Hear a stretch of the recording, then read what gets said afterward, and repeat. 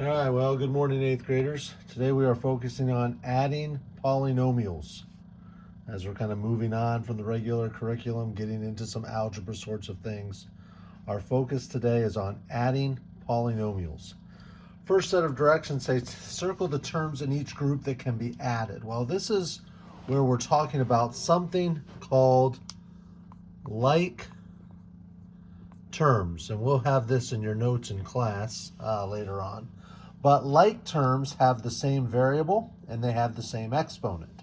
Okay, doesn't matter what the coefficient is, but if the variable is the same and the exponent is the same, they are considered like terms. So we look first here at 3y to the power of 3.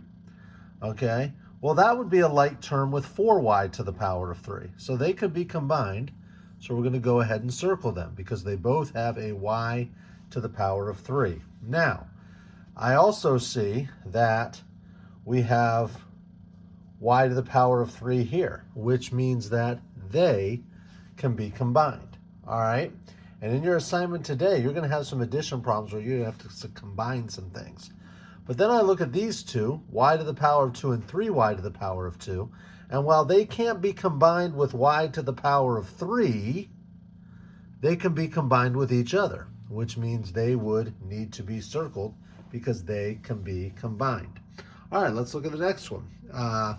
Here we have x squared. Now here I also see that I have x squared, 7x squared. So since these are both x to the power of 2, I need to circle those. But then I see this here, 6x to the power of 3, 4x to the power of 3. They can be combined both as x to the power of 3.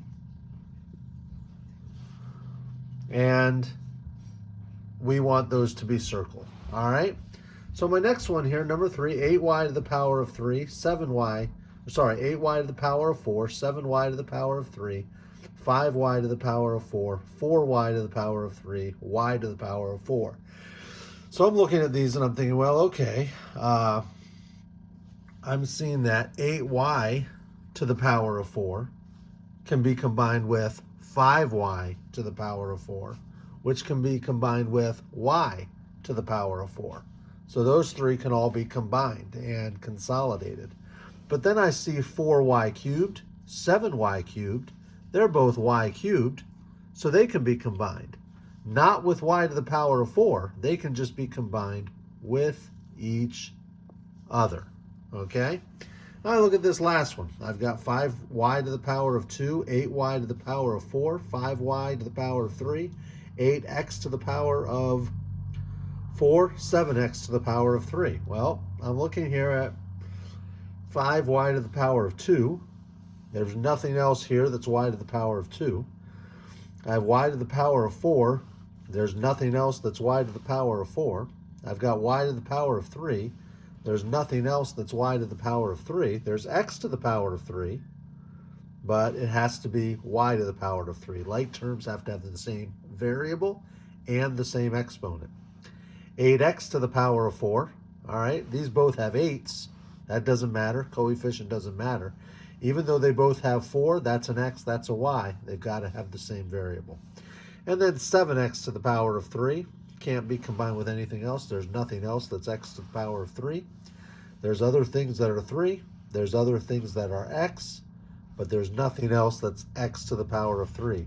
They have to be both the same variable and the same exponent.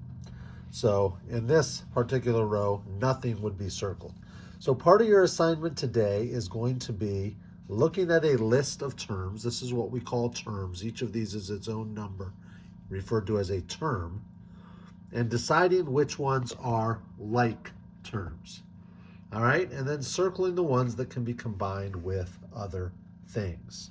Okay, so let's look at the second part of your assignment here, and that's actually the adding polynomials part. Now, tomorrow's class will have to do with subtracting polynomials, and you're going to see how very similar adding and subtracting is. There's not really anything different about it. So here we have adding polynomials. 4x squared minus 3x plus 2y squared plus 2x squared minus x plus 5y squared. So the first thing I want to do is to find like terms. So I see 4x squared and I see 2x squared. And what I want to notice is that this is a positive 4. This is a positive 2. It's an addition sign, but remember that's interchangeable. So that is also a positive 2. And a positive 4 and a positive 2 combine to form a positive 6. So I'm going to start with 6x squared. Okay? Then, what I'm going to deal with here is then I'm going to say, okay, I'm going to go ahead and cross these off to show that they are taken care of. Then I'm looking at negative 3x and negative x. All right, I see a negative 3x and I see a negative x. Well, remember when there's no number in front of a variable, it means it's a negative 1. So this is a negative 3 and a negative 1, okay? And so I'm going to go negative 4 is what they combine to be, and that's going to be a negative 4x. Now, when I do this, I'm doing this in a certain order, and not because it's when it starts here. I'm going to talk about that when I'm done with this problem. So my negative 3 and my negative 1 are done. Now I've got plus 2y to the power of 2 plus 5y to the power of 2. It's a positive 2 and a positive 5, which combines to a positive 7. So it's plus 7y to the power of 2. And then I do that. Now, when I actually go and check my problems, I need to make sure that my variables are in alphabetical order and in descending order, which means that I want all my x's before y's, a's before b's, c's before d's. We're just going to be using x's and y's for the most part today, but your variables should be in alphabetical order, which they are, x, then y, and then they should be in descending order, which means you go then by the exponent. So x to the power of 2 needs to come before x with nothing, which is essentially x to the power of 1. If I had something to the power of 3, I would want to put that, if I had x to the power of 3, I would want to put that before x to the power of 2. So that's just something to look at when you're deciding what order to put them in, because you want to have them in descending and alphabetical order. Okay? And then the only y I have is 7y to the power of 2. So that would be my final answer right there. Okay, let's go ahead and look at number 2. Now, number 2 gives us a little interesting situation with a negative sign outside of the parentheses. Now, remember, parentheses means multiplication, and sometimes you're going to have to remove the parentheses, okay? When there's a negative sign outside the parentheses, it's like we're dividing, or not dividing, multiplying by negative 1. Because parentheses always means multiplication. So this is negative 1 times negative 5, which is a positive 5y squared.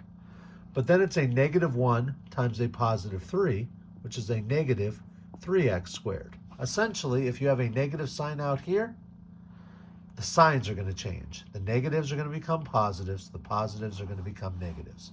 And if you have a positive sign, it means you're multiplying by positive 1. And a negative 2 times a positive 1 will still be a negative 2y squared.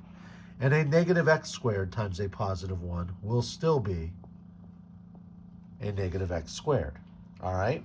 Now I want to put them in alphabetical and descending order. Now here I can see that I have a negative 3x to the power of 2 and a negative x to the power of 2. That's going to come first because x comes before y. I'm only dealing with x and y. And the only x I have as an exponent is 2. When I combine a negative 3 and a negative 1, remember that's no number there, so that's a negative 1. That's going to be a negative 4x to the power of 2. Okay? Then I have a positive 5 and a negative 2. Now I can think of this as 5 minus 2. I can think of this as 5 plus negative 2. Whatever the case may be. Anyway, 5 minus 2 or 5 plus negative 2 is a positive 3. So it's a plus 3y to the power of 2. All right, and that's what adding polynomials is all about. We're going to look at one more, but then you kind of get the idea. That's what adding polynomials is all about. All right, last one, number 3. 3x to the power of 4 minus 2x to the power of 3 plus x squared minus y squared plus y minus 2y squared plus x to the power of 3 plus y minus x to the power of 4 plus 3y squared. Well, I see that I'm only dealing with x and y. And when I look at my x, so all my x's have to come first. My x variables all have to come first. My highest exponent number is 4, so I'm going to start there. It's better off to do it in order when you combine them than try to have to switch it up later, because I'm going to expect you to have them in order, alphabetical order and descending order. So when I look at a positive 3x to the power of 4 and a negative 1x to the power of 4, when I do a 3 minus 1, that's 2. So my first thing is going to be 2x to the power of 4. And I'm just going to go ahead and cross those off. Then after x to the power of 4 is going to be x to the power of 3. Well, my x to the power of 3, I have a negative 2x to the power of 3, and I have a positive x to the power of 3. So when I have a negative 2 and a positive 1, that leaves me with a negative 1. Negative 2 plus 1 is a negative 1. Well, I don't put a 1 in front of a variable, so it's just going to be minus x to the power of 3. After x to the power of 3, I have x to the power of 2. And I'm looking at that, and it looks like that my only x to the power of 2 is that one there. There's nothing to combine that with, so that just stays the same, plus x squared. Doesn't look like I have any x's left, so I go to the y, and it looks like I just have y squared and y. So I'm going to start with y squared. It looks like I have a negative 2y squared and a positive 3y squared. So a negative 2 and a positive 3 combines to be a positive 1. Negative 2 plus 3 is 1. 3 minus 2 is 1. 3 plus negative 2 is 1. Whatever way you want to think about that, you just have to remember that this is a negative 2, this is a positive 3.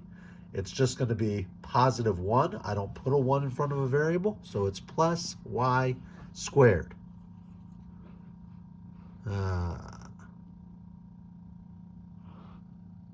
Hold on a second. Yeah, I messed that up. I have another y squared right here. So that's my mistake. I have positive 3, negative 2, and a negative 1.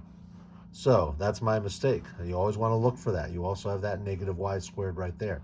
So I have a negative 1 and a negative 2, which make a negative 3. Then I have a positive 3. Well, a negative 3 and a positive 3 combine to form 0, nothing. So all of these just get crossed out because it all equals 0, and it doesn't even become part of my answer. They're all there, but because they equal 0, they're not part of my answer. So now I have plus y and plus y. Well, a positive 1 and a positive 1 make a positive 2. So that's positive 2y. There's all sorts of different combinations and things that you can do. But then we're also there in alphabetical and descending order. All right, talk to you later, grade 8. Bye.